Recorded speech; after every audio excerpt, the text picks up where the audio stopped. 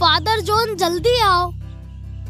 हाँ फादर, जल्दी आओ, मुझे सैमुअल की कहानी सुननी है। मुझे भी। अरे देखो, वो आ रहे हैं। हेलो बच्चों, क्या आप मेरा इंतजार कर रहे हैं? हाँ फादर, हमको सैमुअल की कहानी सुननी है, इसीलिए हम तीनों जल्दी आए हैं। हाँ, अच्छा है। यहाँ आओ, यहाँ बैठते हैं। क्या तुम जानते हो बच्चों, न्यायकर्ताओं के बारे में बाइबल में क्या लिखा है? हाँ फादर, ईश्वर ने न्यायकर्ताओं को इजराइल को स्वतंत्र कराने भेजा था। बहुत बढ़िया जॉर्ज। क्या तुम बाइबल से न्यायकर्ताओं का नाम बता सकते हो? हाँ, समसोन न्यायकर्ता थे, है ना?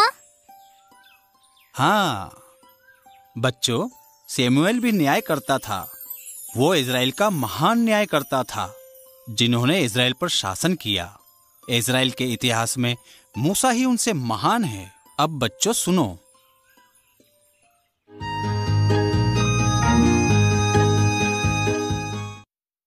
प्राचीन काल में एल्काना नामक मनुष्य रहता था। वो रामानगर में रहता था। ईश्वर की कृपा से उसकी 2 पत्नियां थीं, हन्ना और पेनिन्ना। एल्काना हन्ना को प्रेम करता था, परंतु उसकी कोई संतान नहीं थी। पेनिन्ना की संतान थी। वो अब हन्ना की निंदा करने का कोई मौका नहीं छोड़ती थी। चलो पेनिन्ना, देर हो रही है हमें। पेनिन्ना, तुम थक गई हो तो क्या मैं थोड़ी देर बच्चे को ले सकती हूँ? नहीं, मैं खुद बच्चे को उठा सकती हूँ। चलो पेनिन्ना, शीलो अभी काफी दूर है। बच्चे को उसे थोड़ी देर के लिए दे दो। नहीं, ऐसी औरत को जिसके बच्चे ना हो, मैं उसे अपना बच्चा नहीं दे सकती। ओह! तुम इतनी निर्दयी क्यों हो पेनिन्ना? ईश्वर, मैं कब तक इस कलंक का बोझ सहूंगी? कृपा करो।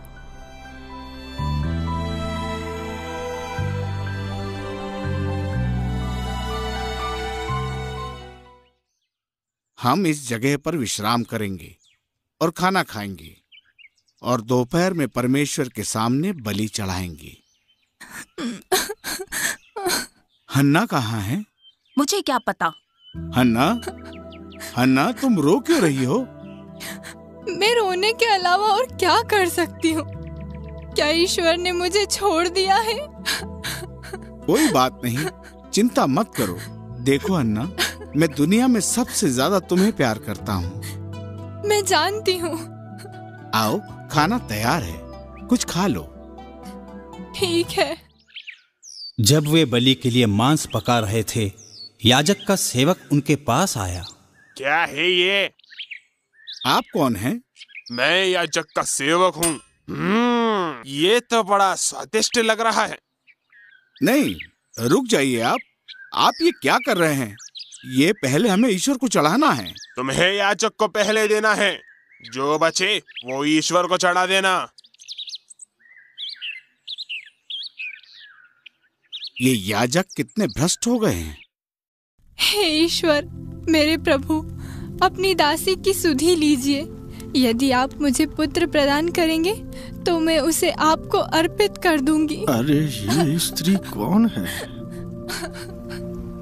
कौन हो तुम? क्या कर रहे हो? महोदय, मेरा नाम हन्ना है। मैं एल्कना की पत्नी हूँ। बेटा, तुम क्यों रोती हो? आप मुझे गलत न समझे, मैं ईश्वर के सामने अपनी मजबूरी बता रही थी। हाँ, चिंता मत करो हन्ना, ईश्वर तुम्हें आशीष दे। ईश्वर ने हन्ना की प्रार्थना सुनी और उसे पुत्र प्रदान किया। उसने उसका नाम सैमुअल रखा। ओ मेरे बेटे, धन्यवाद ईश्वर, मैं तुम्हें सैमुअल बुलाऊंगी। हन्ना ने इस बच्चे के लिए बहुत प्रार्थना की थी और वो उससे बहुत प्रेम करती थी, परंतु उसे ईश्वर से अपनी प्रतिज्ञा पूरी करनी थी। हन्ना ईमानदार थी। वो सैमुअल के बड़ा होने पर उसको शिलो ले गई। माँ, हाँ बेटा। हम कहाँ जा रहे हैं? हाँ, हम शीलो जा रहे हैं, जहाँ विधान की मंजूषा है। और हम बैलों को क्यों ले जा रहे हैं? ये ईश्वर को अर्पित करना है। अंधेरा होने लगा है सैमुअल, जल्दी चलो। आया पिताजी। अरे तुम हन्ना। क्या आपने मुझे नहीं पहचाना? मैं वही हूँ जो संतान के लिए प्रार्थना करती थी और रोती थी।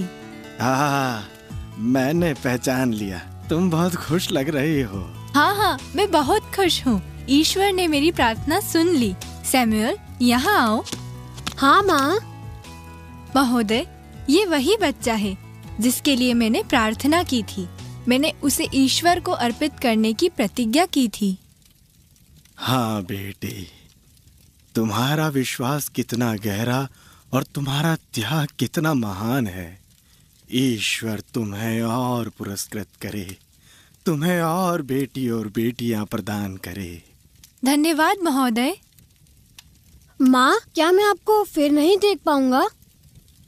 बेटा, तुम चिंता मत करो, मैं जल्द ही आऊंगी। पहले सैमुअल को अच्छा नहीं लगता था, परंतु कुछ दिनों बाद उसे ईश्वर की सेवा करने में प्रसन्नता का अनुभव हुआ। सैमुअल। हाँ स्वामी। मेरे साथ आओ, मैं कुछ बताता हूँ। बेटे, ये मंदिर का दीप है। ये दीपक हमेशा प्रकाशित रहे, ये सुनिश्चित करना तुम्हारी जिम्मेदारी है। ये दीप बहुत सुंदर है। धन्यवाद स्वामी। इस दीप की तरह तुम्हारा विश्वास हमेशा प्रकाशित रहे बेटे।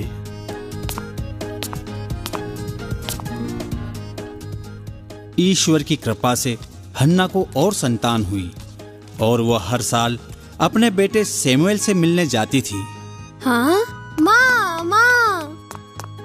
ओ सैमुअल, मेरा बेटा। माँ, मेरे प्यारे बेटे, तुम कैसे हो?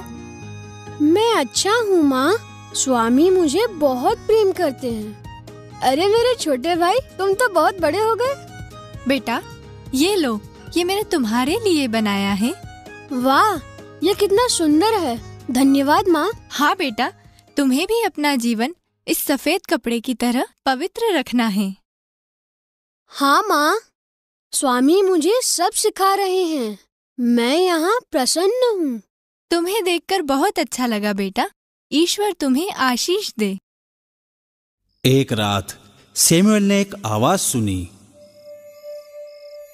Samuel, Samuel. हाँ, कौन है? स्वामी, स्वामी। हाँ, क्या हुआ सैमुअल? मुझे लगा कि आपने मुझे बुलाया स्वामी।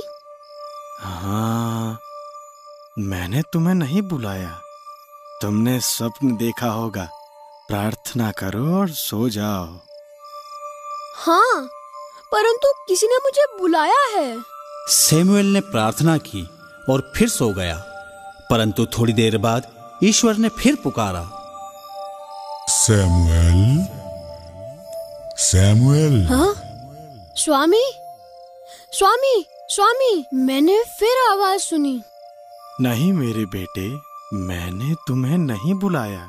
क्या तुमने प्रार्थना की थी? हाँ स्वामी, मैंने की है। चिंता मत करो बेटे, फिर प्रार्थना करो और सो जाओ। परंतु स्वामी मुझे। तुमने सपना देखा होगा मेरे बेटे। चलो सो जाओ। ठीक है स्वामी। परंतु उसे फिर वही आवाज सुनाई दी। Samuel, Samuel. हाँ, ये मेरा सपना नहीं। स्वामी, स्वामी। क्या तुमने फिर आवाज सुनी? हाँ स्वामी, मैंने सुनी है। बेटे तुम सो जाओ। यदि अब की बार तुमको फिर कोई पुकारे तो कहना, प्रभु बोल, तेरा सेवक सुन रहा है। मैं ऐसा ही कहूँगा स्वामी। सैमुअल को नहीं पता था कि ईश्वर उसे पुकार रहे हैं। कुछ देर बाद ईश्वर ने उसे फिर पुकारा। Samuel, Samuel.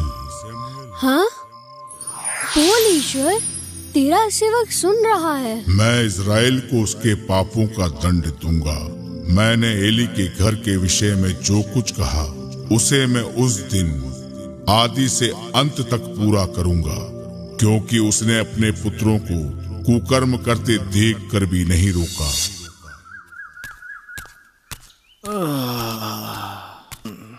स्वामी, आप जाग गए? हाँ सैमुअल, यहाँ आओ बेटे। बताओ बेटे, ईश्वर ने तुमसे क्या कहा? मुझसे कुछ मत छुपाना। स्वामी, उन्होंने कहा। बताओ बेटे, ईश्वर ने तुमसे क्या कहा? ईश्वर आपके घर को दंड देगा स्वामी, और कोई भी भेंट या बलिदान आपको नहीं बचा सकती। मुझे पता था। मेरे पुत्र बहुत कुकर्मी हैं। मुझे क्षमा करे स्वामी। चिंता मत करो बेटे, वो ईश्वर की आवाज थी। वे वही करे जो सही है। उस दिन से सैमुअल का महत्व बढ़ गया। वो प्रभु का नबी प्रमाणित हो गया। लोग उसे सम्मान देते थे, परंतु एली के पुत्र ईश्वर पर श्रद्धा नहीं रखते थे। स्वामी। पिनहास, मेरे बेटे, तुम यहाँ क्यों आए हो? स्वामी, फिलिस्तीनियों ने हम पर आक्रमण किया है। हमारे सैनिक परास्त हो गए हैं। स्वामी। क्या ईश्वर हमारे साथ है? स्वामी, हम हार गए क्योंकि विधान की मंजूषा हमारे साथ नहीं थी। तो तुम क्या करना चाहते हो? कृपा कर विधान की मंजूषा को युद्ध स्थल पर ले जाने की अनुमति दे। नहीं, ऐसा करना ईश्वर की परीक्षा लेने जैसा है। तुम्हें उनसे प्रार्थना करनी चाहिए। क्या? तुम अपना काम करो बच्चे, बीच में मत बोलो। हम बड़े ये निर्णय कर लेंगे। तुम विधान की मंजूषा को युद्ध भूमि में क्यों लेकर जा रहे हो? क्या हमारे ईश्वर की महिमा का ज्ञान नहीं? तुम्हारी हिम्मत कैसे हुई? तुम पुरोहितों से प्रश्न कैसे पूछ सकते हो? मूर्ख कहीं के। पिनहास, शमूएल जो कह रहा है सही कह रहा है। आप उसका पक्ष क्यों ले रहे हैं स्वामी? शमूएल जो कह रहा है वो सत्य है। तुम्हें हमारे ईश्वर की शक्ति पर विश्वास नहीं। हाँ, तुम बूढ़े हो गए हो। मैं विधान की मंजूषा ले जा रहा हूँ। तुम आज्ञा दो या ना दो। पिनहास, चलो, विधान की मंजूषा ले चले। उन पर ध्यान मत दो। क्या तुम स्वामी की इच्छा के विरुद्ध विधान की मंजूषा लेकर जाओगे? हटो यहाँ से। पिनहास, ऐसा मत करो। परंतु पिनहास ने एली की बात नहीं सुनी और वो विधान की मंजूषा लेकर युद्ध भूमि पहुंचा। स्वामी, मंदिर में विधान की मंजूषा नहीं है। उसे ऐसा नहीं करना चाहिए था। मैं क्या कर सकता हूँ? तुमने देखा ना, वे मेरी नहीं सुनते। उन्हें गए कई दिन हो गए। उनका कोई समाचार है? नहीं, मुझे डर लग रहा है। स्वामी, स्वामी। कौन है? ये वही सैनिक है जो पिनहास के साथ गया था। ओह, हो सकता है ये कुछ अच्छा समाचार लाया हो। स्वामी। क्या हुआ, बोलो। स्वामी, आपके बेटे युद्ध हार गए हैं। मेरे पुत्रों को क्या हुआ? बताओ, क्या हुआ उनको? फिलिस्तीनियों ने ईश्वर की मंजूषा ले ली और आपके बेटों को मार दिया। नहीं। स्वामी, स्वामी, नहीं।